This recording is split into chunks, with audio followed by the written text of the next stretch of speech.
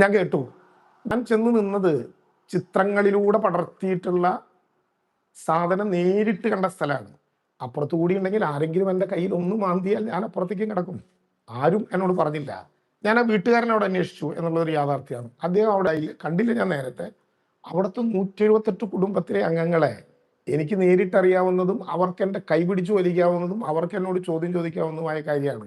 ഇനി അവിടെ വീണ്ടും പോയി പരിശോധിക്കണോ? ഞാൻ അതിന് റെഡി. അതിനെക്കുറിച്ചും ഈ പറയുന്ന ഉത്തരം ഇതുപോലെ ഒരു സംഭവമാണ്. ഒരു സ്ട്രക്ചറൽ ക്രാക്ക് ആണെങ്കിൽ വിണ്ട് കീറുക എന്നാണ് അതിൻ്റെ അർത്ഥം.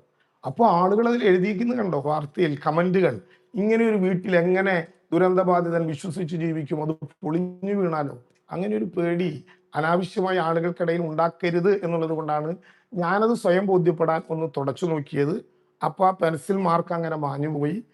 മാർക്ക് മാഞ്ഞു പോയതിൽ ആരെങ്കിലും പ്രയാസം ഉണ്ടെങ്കിൽ അതിന് ഞാൻ ഉത്തരവാദിയല്ല.